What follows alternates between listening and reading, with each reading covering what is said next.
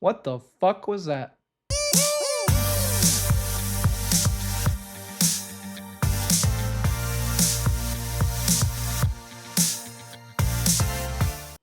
Hey YouTube, Kedris here, and I am here to react to Aston Villa 3, Nottingham Forest 1. This is going to be more of a raw reaction video. A lot of my other videos are kind of like I do a couple retakes and kind of like put together a script and whatnot, but for this one, it's going to be more of a raw reaction to us getting thumped against Aston Villa. I did a take already of this, but the mic was on mute, so I had to redo the whole thing. So, yeah. Anyways, what can you say about this match? Probably a microcosm of Forest's season so far. Clown show in the first half, concede in stoppage time, and then immediately concede coming out of the half. Morgan Gibbs White scored a beautiful goal, little dink over the keeper, Emilio Martinez. Outside of that, really disappointing performance. I thought tactically the formation was correct, personnel were correct, but the instructions were absolute horse crap.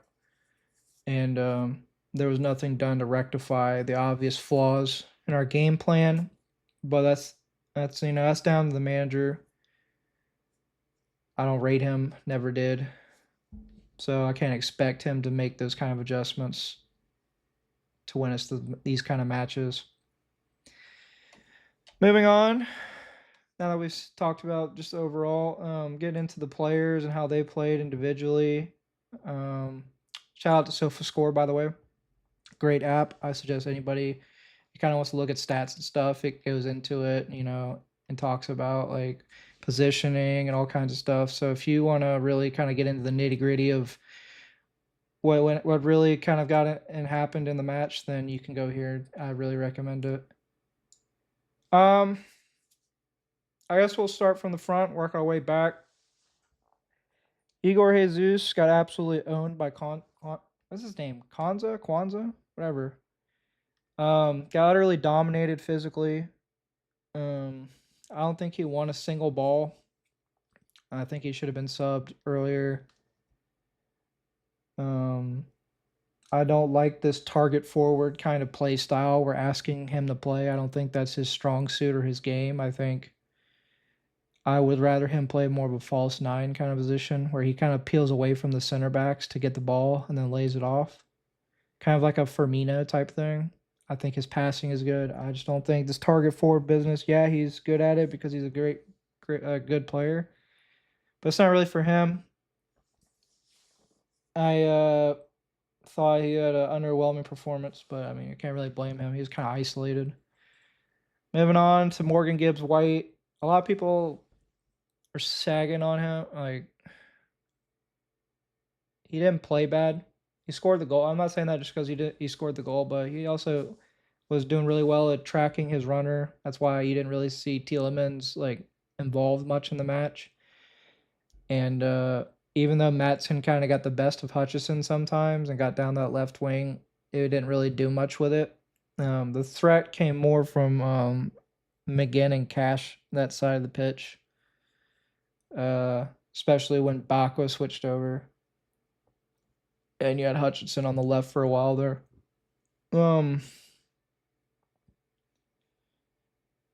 So I think we've all confirmed now that Morgan Gibbs White is a better 8 than he is a 10. I would almost want to say he could play the 6, but I don't think his mentality would allow him to play that deep. I think he'd be unsatisfied, so I think an 8 would probably be his best position. I think this match kind of proved that. He seemed to affect the game a lot more, especially defensively. Anderson continues his terrible form, his slump. He played the 6 in this match. I think it really minimizes mistakes and mistakes he did make. He seems to be holding on to the ball too long. I don't know why. Maybe his confidence, maybe he's gone down since we started our little losing run. But he needs to be more Vitinha-esque from PSG. He needs to be more touch the ball, pass it on, touch the ball, pass it on, which I think is an issue overall with our team, is that we seem to be taking too long on the ball. So I think the 6 is where Anderson should play for now. He can't shoot, and I think we saw that when Douglas Luiz came on, that I think I prefer Douglas Luiz in that 8 position higher up the pitch. He took a couple shots. His first shot was really wild, but outside of that, all of his Douglas Luiz's shots were on target. They were threatening. I think that's something that we really need, and I would keep him in the 8 moving forward from here on out. Dominguez, he's a little terrier, bro.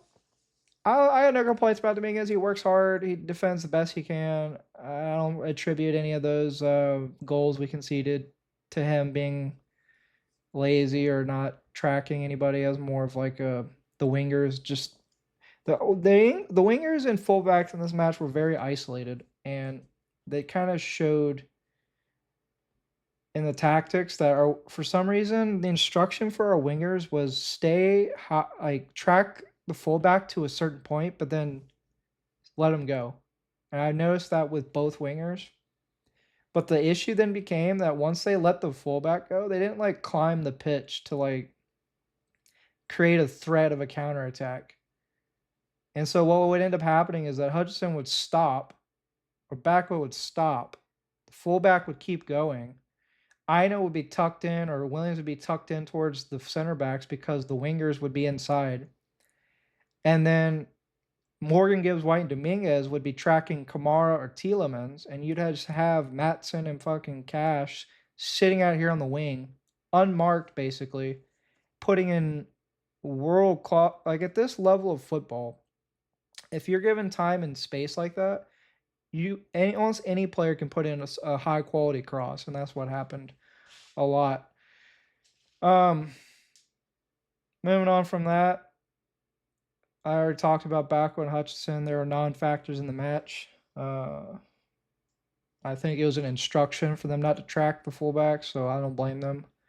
Williams, Ina, they were kind of stuck between a rock and a hard place. They had to cover the inside winger and then try to get out to the fullback. When you put players in a position where they're at a disadvantage from the get-go before the match even starts, I don't know how you can expect them to succeed or even look good in that situation. And I think this really reflects on the overall scores for the wingers and the fullbacks. Milinkovic got done.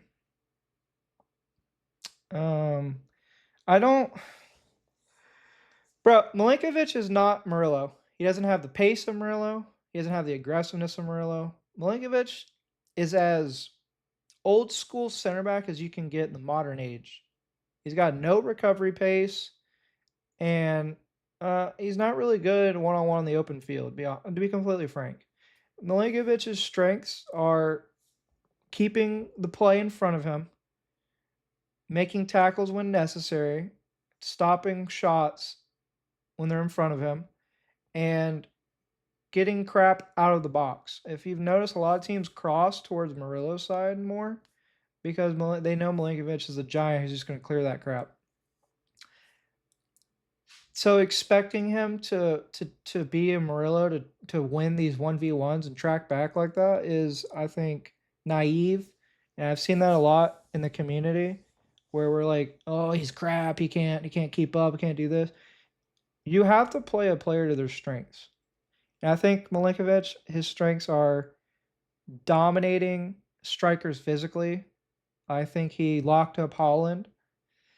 I think it's keeping play in front of him. I don't think it's doing what Murillo does, which is Murillo's game is being aggressive, making tackles, because Murillo has believes and knows that he has a recovery pace that if he does commit, he can recover. And I think that's why they work so well together, because they're two diametrically opposed styles of center back.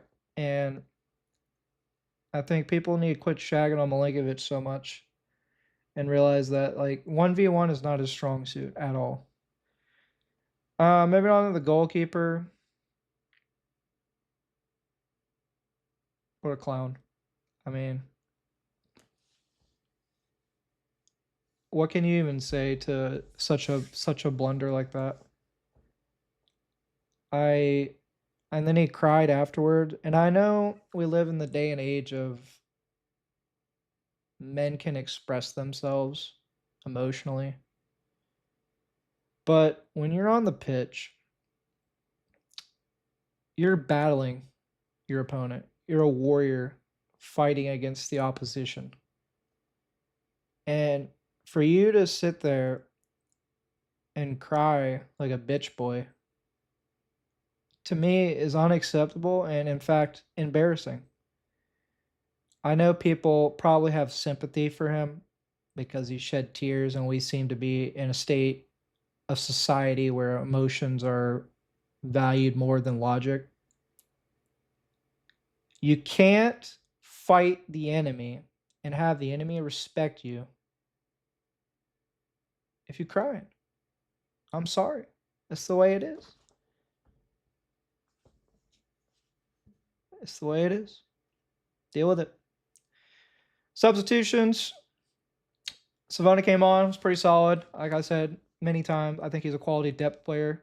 James McAtee came on, didn't really affect the game that much. He created, I think, like one opportunity.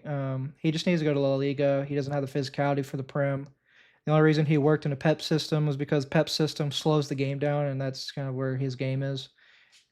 Matt Sells, rock solid, came on, calmed the defensive line. We didn't really test him that much because, well, Aston Villa were kind of just on cruise control at the end. Douglas Luiz came on, put in some shots. I think that's where he needed to be, kind of a more forward eight. The first shot was wild, but the shots after that were all on target, and they all tested Martinez. Don't know if Martinez is the goalkeeper you want to test that out on, but at least he put shots in on target, so I can't really complain. Arnan Kalimuendo, I think he came on. I think he was effective. I don't know why he came on. We just literally agreed to loan him out to Frankfurt. I got like the ineptitude this shows by him bringing him on by Sean Dyche is just insane to me. And I think that's why you're getting a lot of people who are kind of like giving up on defending Dyche. Like this really, really highlighted the incompetency there. The rest of the bench, I mean, I really don't want to see those players on the pitch anyways. So, what can I say? Moving forward, I was disappointed. Not with the result. I thought we were going to lose. I was more disappointed with performance, especially in the first half. I think the second half, we got more involved in the game. But conceding right before halftime and right after halftime is just going to kill you in this league. We don't have a chance. We don't have a chance if we keep doing that. If we don't do that, the match is 1-1. It's a draw. And that to me, honestly, like, they should win. Like, that's like, that result is insane. If we could get a draw there, they deserve to win that match. But if we don't concede, but right before half and right after half, like every freaking game, bro, it wouldn't have been 3-1. It would have been 1-1. Maybe 2-1. Maybe they would have got a late winner. But it would have at least felt a lot better than what that crap we watched was. That's all I got for that. I'm going to be putting out a lineup video for the West Ham match tomorrow. I'm going to talk about some tactical tweaks I think that Sean Dyche will never implement, but I dream about. And I think the formation was good. I like it. I think it was not utilized properly, but Sean Dyche.